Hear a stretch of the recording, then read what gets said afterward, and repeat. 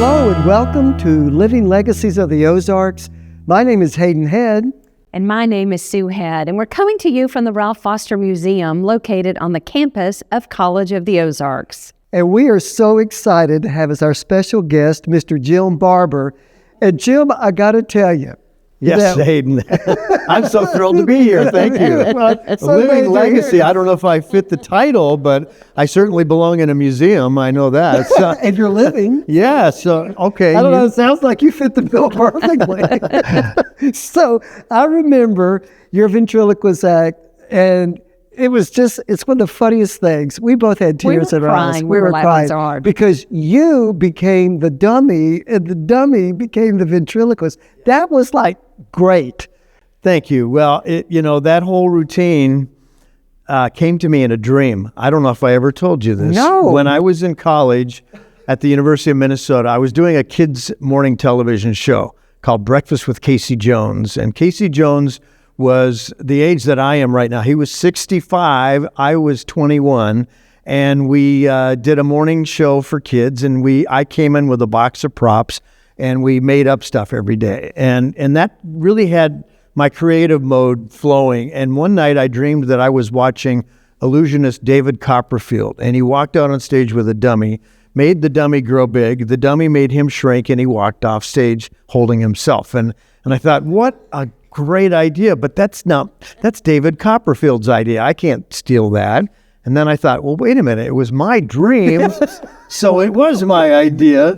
So I came up with this character called the Barber and Seville, where the Seville is a 6-foot-tall dummy carrying a little body, and my real head is on the little body. So it looks like our heads are switched, and we come out and we sing opera and do all kinds of goofy stuff. But that character opened so many doors for me as a performer because it was so different and unique than other ventriloquists had. I had other characters that I did in my show as well, but that was the one thing that always opened doors and allowed me to eventually find my way here to Branson.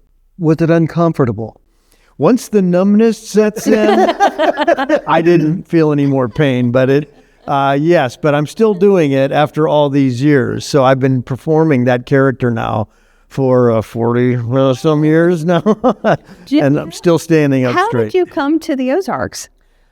I worked a Bavarian tent show in Frankenmuth, Michigan, back in the late 80s, and I opened for a guitar player named Glenn Campbell, and 6 years later, they remembered me when they were coming to Branson to build the Good Time Theater for Glenn.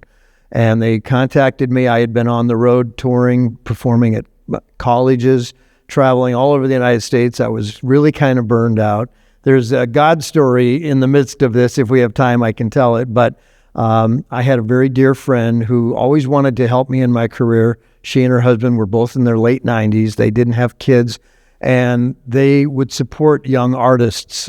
For instance, they had an opera singer that they sent to Europe for training, and he was on at the Met performing opera. They had a prima ballerina, and then they wanted to help this young ventriloquist. And I said, well, I don't know how financially, I really don't need your help, but your friendship means a lot to me. And so we were friends for years.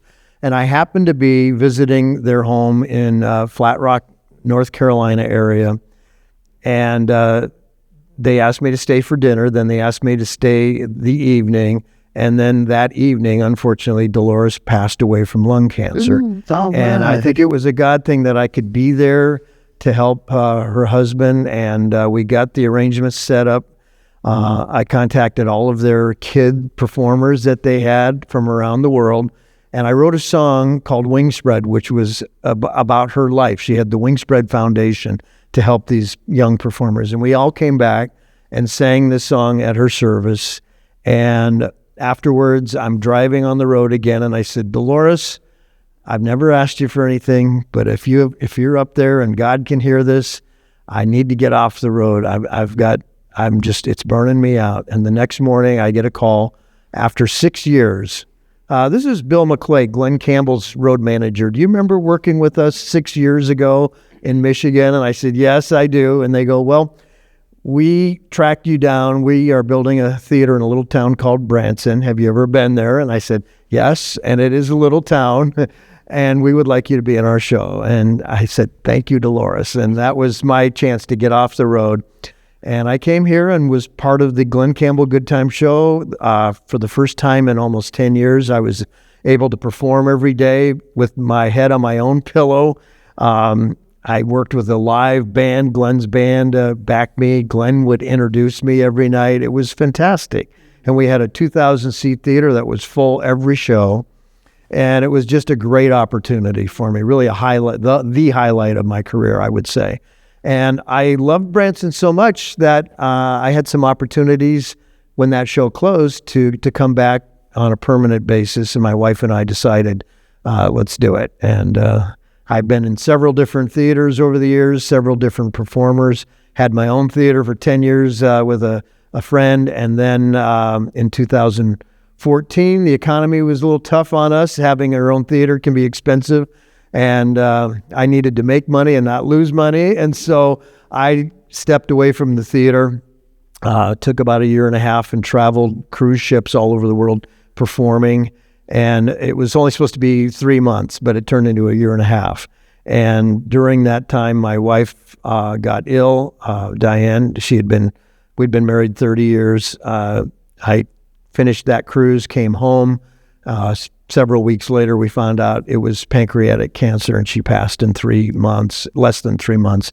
And so at that point, the rug was pulled out from my life, everything. It was a very difficult time, but I had this background in multimedia. I had gone to the Art Institute of Philadelphia for 2 years, had a degree in digital animation and editing and video editing. And so I had a home studio and stayed home so that my daughter could go to school and not have her dad be gone every night doing shows somewhere. She went to a great school of the Ozarks here, and graduated in the drive-by class of 2020.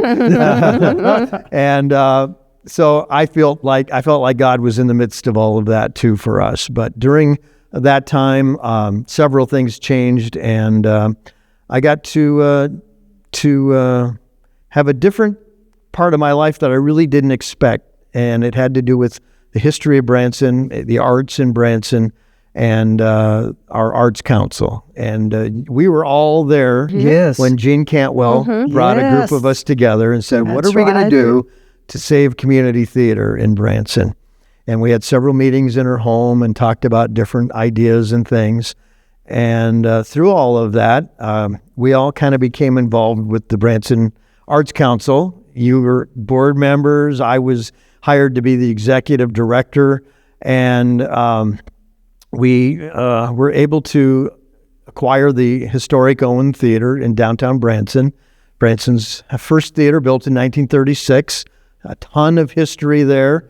And I thought, what an ideal spot for a community theater. And the program now is almost through its 7th season, and it's just been going great guns. Great setting for that. Just perfect. Yeah. How many shows do you suppose you've done in the last 7 years? Well, I know it's been over 40 main stage productions, I believe. I think we do like 8 to 9 main stage musicals or plays. Plus we have arts education for youth. We have our Crescendo youth performance troupe for kids 7 to 12. And we just announced this next year's cast. We've got a group called Staccato for kids between age 13 and 18. And they'll be, they just auditioned. We'll be announcing that cast soon. And they follow the school year, and they get a lot of training and have performing opportunities. And then we started something new a couple years ago that I'm really excited about, called Special Abilities, where we have opportunities for performers, some of them, mostly young people, but not all young, who have some type of challenge or disability in their life. Maybe they're on the autistic spectrum, perhaps they have Down syndrome or some other disabilities, but yet they love to perform and be on stage. And we've put on some really amazing concerts with these performers as well. So there's a lot going on. We've been showing some of the old historic films that were shown at the theater back in the 30s and 40s. And this summer we've got even one from the 70s. We're going to show Steven Spielberg's Jaws. So yeah. you'll never want to go in Table Rock Lake again. No kidding. But it's so there's something different every day going on. And in my life, I'm at a new chapter. I'm God's been nudging me now to, pass the baton on at the Arts Council, and I think there's something big in store. I don't know exactly what it is yet, but I know that God's going to reveal it because He always has throughout my whole life.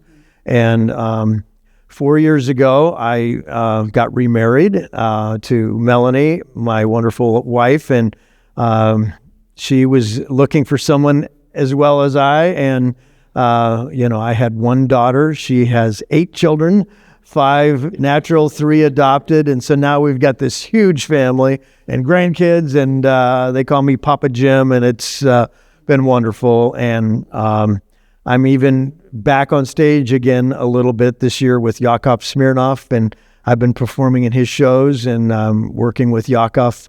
We're kind of helping each other write some comedy, and we'll be doing some road dates together, I think, over the next year, a few comedy clubs here and there. And so I don't know, exactly where I'll be going from here, but it all started with that bad dream that one night.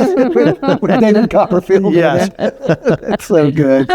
So to answer your question, I hope that was not too long of an answer. Not at all, no. It's great. So what kind of routine do you and Yakov have going? Can Well, you talk about it? Can you give I us can tell you a little bit about it. It's been changing every week because all my life since I lived out east, people tell me I look like Donald Trump. So you can imagine it's going to be incredible. Yakov right here in beautiful Brandon, Missouri. And so we it's funny the way we do it, and we do it in a respectful way so that no matter which side politically you're on, we don't want to offend anyone. We just want to make people laugh, and because we have to laugh. If we can't laugh, life gets really miserable. Yeah. So, But I've loved being part of Branson. I've loved being part of groups like Ozark Mountain Legacy. I've been involved with Salvation Army, Faith Community Health Clinic. The first board I was on was Habitat for Humanity here many years ago, and I love serving. I love being part of the community and helping those in need. And if my abilities can help in some way, I'm honored to be able to do that. So, well, we really appreciate your being here today because I know your schedule's very busy, but thank you. Been a real treat. Hayden told me he wanted to learn how to throw his voice. Is that true? Would you like to speak Jim. without moving Thank your you lips? so much. Can I put words in your mouth? You're already doing Relax it. your face. Just Okay. relax. All right. Look at the camera and say the vowel sounds. Those are easiest. A-E-I-O-U. A-E-I-O-U. So you don't have to move your lips at all. A-E-I-O-U. Now the W's. W-D, letter D like a balloon. A balloon. Instead of a B, you have to say a D sound. Oh, it's a Daloon. A Daloon. A Daloon. Yeah, a Daloon. That makes sense. Yeah, now just keep practicing for the next 40 years. Okay. And get yourself a dummy, and then you'll be ready to go. I can't wait. Thank you In fact, so I much. think I saw one in the museum here. pointing at me. lots Are to you choose No, from I'm here. not pointing at you. Oh, I'm going to get in trouble. Thank you so much for being with us today. Thank you very much. It's been fun. We know how hectic it is. We appreciate it. And thank you for joining us here at Living Legacies of the Ozarks. Join us in Branson. Come here, have a great time, and have a great day.